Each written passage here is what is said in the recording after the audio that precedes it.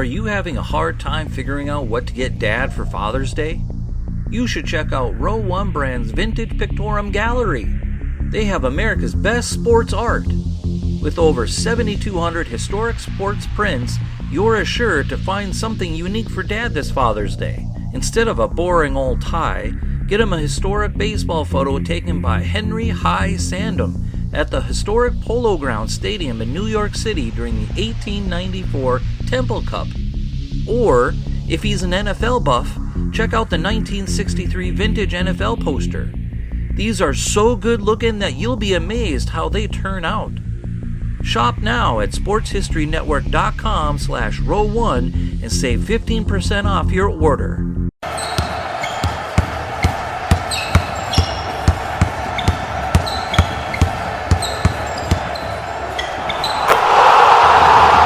This is Basketball History 101 with Rick Loayza. Welcome back to Basketball History 101, part of the Sports History Network. I am your host, Rick Loayza, and this is the podcast where we bring to life some of the forgotten stories from basketball history. And today we're going to talk about Nate Thurmond. He's one of the most underrated superstars of his era. Unless you are a history aficionado like we are, you may not have heard of him. So let me just list for you a few of his notable accomplishments. He made 7 All-Star games. He made the All-Defensive Team 5 times. He made the All-Rookie First Team. He was named one of the NBA's 50 greatest players back in 1996. His number 42 is retired by the Golden State Warriors and the Cleveland Cavaliers. He is one of only 4 players to ever pull down 40 or more rebounds in a single game. He finished second in the MVP voting in 1967 behind his former teammate Wilt Chamberlain. He is also in the Hall of Fame, and he was the first of only 4 players to have ever officially recorded a quadruple-double. So why is he not talked about more? When you hear people talk about their list of the best players of all time, or even just the best centers of all time, you almost never hear about Nate Thurmond. And I understand why. The guy retired in 1977. I mean, you have to be born in the mid-1960s or earlier to even remember seeing him on TV. Again, that is why we do this show, to help keep these stories alive and to remember those great players from the past. And today, our spotlight is on Nate Thurmond. He was born on July 25th, 1941 in Akron, Ohio. He would grow to a height of 6'11", or 211 centimeters. While playing at Central High School in Akron, he was a teammate of another future NBA player and future Hall of Famer, Gus Johnson. Can you imagine how that school dominated with 2 future Hall of Famers on the same team? It's just incredible. As you can imagine, he was a much sought after player by universities all over the country. He was offered a scholarship to Ohio State University, the most prestigious school in the state of Ohio. But he knew that he would go there to be the backup for their superstar Jerry Lucas, another future Hall of Famer. But he didn't want to be a backup, so he chose Bowling Green University, also in Ohio. At Bowling Green, he was an All-American and a 3-time All-Conference selection, and he positioned himself to be a high draft pick for the NBA. The San Francisco Warriors drafted him with the 3rd pick in the first round of the 1963 draft. Some thought it was an unusual selection because the Warriors already had Wilt Chamberlain, who played the same position. Wilt had just come off a season where he averaged 45 points a game and played 46 minutes per game. That's right, I said 45 points per game for Wilt Chamberlain. It didn't seem like Thurmond would even see the court very much. When owner Eddie Gottlieb was asked why he drafted a center when he already had one, Gottlieb said simply, he was the best player available. The Warriors also knew that Thurmond had the skill to play the power forward position alongside Chamberlain, which is exactly what happened. They put 2 future Hall of Fame big men on the court at the same time. The Warriors had the original NBA Twin Towers lineup. And with the defensive-minded Thurmond on the squad, it allowed Chamberlain to focus even more on the offense. And the Warriors went all the way to the NBA Finals that year. but lost to Bill Russell and the Boston Celtics. The following year, Wilt Chamberlain was traded to the Philadelphia 76ers, and Thurmond was able to slide over to his natural position of center, where his game blossomed. He went from scoring 7 points and grabbing 10 rebounds per game alongside Chamberlain to his second year, where he scored 16 points and grabbed 18 rebounds per game without Chamberlain there. In his third season in the NBA, the 1965-66 season, he joined Wilt Chamberlain, Bill Russell, and Jerry Lucas to be the only players at the time to ever record 40 or more rebounds in a single game. And yes, that is the same Jerry Lucas that he would have been the backup for if he had gone to Ohio State. These are still the only 4 players who have ever recorded that many rebounds in a single game. Wilt Chamberlain did it many times, but the most recent time he did it was in March of 1969 when he played for the Lakers, and it took him until overtime to get there against the Boston Celtics in Bill Russell's final season. So since that game, no NBA player has gotten 40 or more rebounds in a single game. That's over 50 years ago. That's how hard it is to do. But let's get into the specifics of Thurmond's accomplishment. The game was on November 9th, 1965. It was a home game for the Warriors against the Detroit Pistons.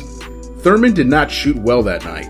He was only 6 for 17 from the field and an awful 6 for 13 from the line for a total of 18 points. But he grabbed those 42 rebounds and still helped the team win 107-102. It was an outstanding effort on his part. And even with games like that, and an otherwise high level of consistent play, he was regularly overshadowed by Chamberlain and Bill Russell, who were considered the best 2 players in the league at the center position. Even though he is deservingly in the Hall of Fame now, during his career, he was never the best player at his position in any season that he played. There was always at least one other center that was considered better. But when Bill Russell retired in 1969, people thought that Thurmond was finally going to get the attention that he deserved. But unfortunately for Thurmond, a sensational rookie joined the league that following year who would eventually change his name to Kareem Abdul-Jabbar. It's almost like he couldn't win. However, both Wilt and Kareem said that Thurmond was one of the greatest defensive players the league has ever seen. And those opinions carry a lot of weight. But through it all, Thurmond continued to make All-Star Game appearances and make all defensive teams regularly. He began to average 20 points and 20 rebounds per game and often dominated his opposition. He went back to the NBA Finals in 1967 with Rick Barry on the team, but they lost to the Philadelphia 76ers, led by his former teammate Wilt Chamberlain. After 11 years with the Warriors, the Chicago Bulls traded for him because they wanted someone solid at the center position. Back then in the NBA, nearly every champion had an elite player at the center position.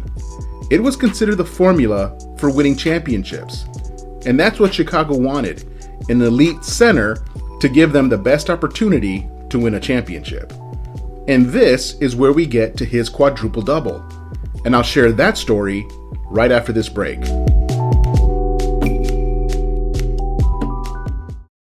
This podcast is part of the Sports History Network, your headquarters for the yesteryear of your favorite sport. You can learn more at sportshistorynetwork.com. Welcome back to the show, and now let's get to the story of that quadruple double. It happened in his very first game with the Chicago Bulls. It was on October 18th, 1974, in a home game against the Atlanta Hawks. The starting lineup for Chicago featured Thurmond alongside another future Hall of Famer, Chet Walker. The other 3 starters all became NBA head coaches: Matt Guokas, Jerry Sloan, and Rick Adelman. On that night, while playing 45 minutes, Thurmond recorded 22 points, 14 rebounds, 13 assists, and 12 blocked shots. And yet, despite that impressive individual performance, the Bulls had to go to overtime to defeat the Hawks that night, and they were led by John Drew and Dean Meminger. The final score was 120-115 in favor of the Bulls. The unfortunate thing is that in all my research, I could not find any video on this game anywhere. If the NBA has any video, it's not available on their streaming service right now. Otherwise, I definitely would have watched it. Now, this is not to take anything away from what Thurmond did.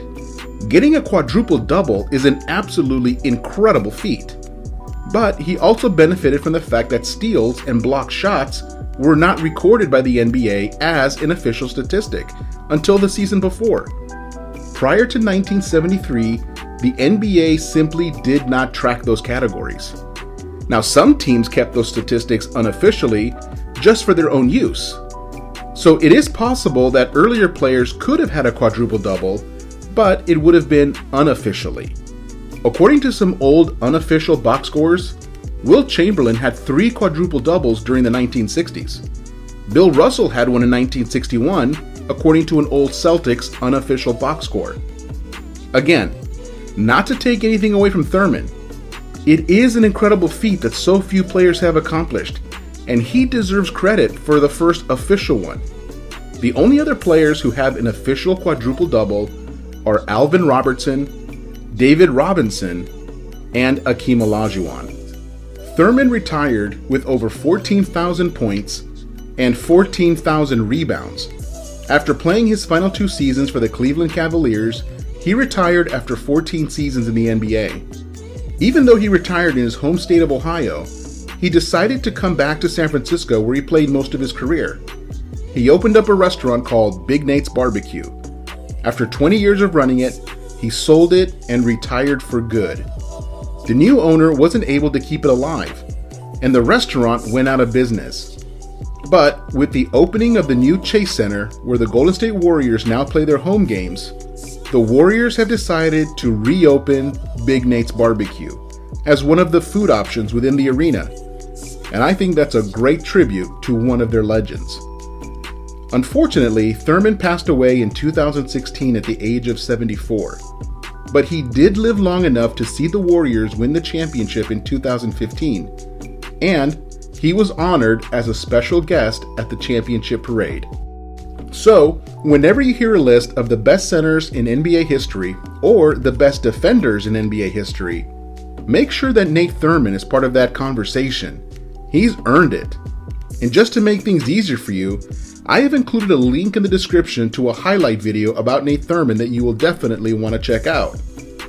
So that's it for this episode. Join us next week when we go way back in time to the 1930s to talk about one of the great barnstorming teams of the first 50 years of basketball, the South Philadelphia Hebrew Association, or the SPAs for short. That's next time on Basketball History 101, part of the Sports History Network, the headquarters of sports yesteryear. Go to sportshistorynetwork.com to find out more about this and other sports history podcasts. If you like what you hear, please hit that subscribe button wherever you get your podcasts. Also, go ahead and give us a rating and a review, and that will help others to find this podcast more easily.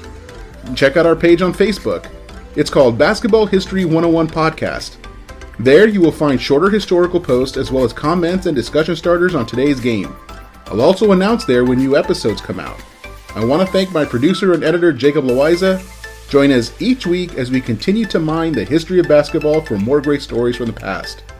And don't forget to check out sportshistorynetwork.com for more information on my podcast and the rest of the podcasts on our network. Take care and see you soon.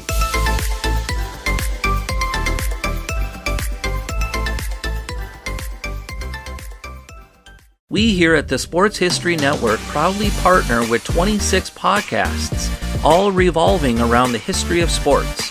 But did you know that many of our hosts were sports history authors way before they started their shows? It's true.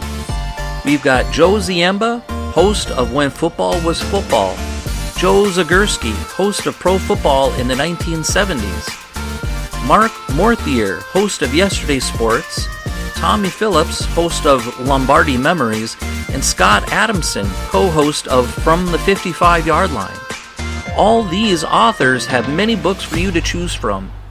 To check them out, go to our website at sportshistorynetwork.com/sportshistorybooks. Pick up your copy today.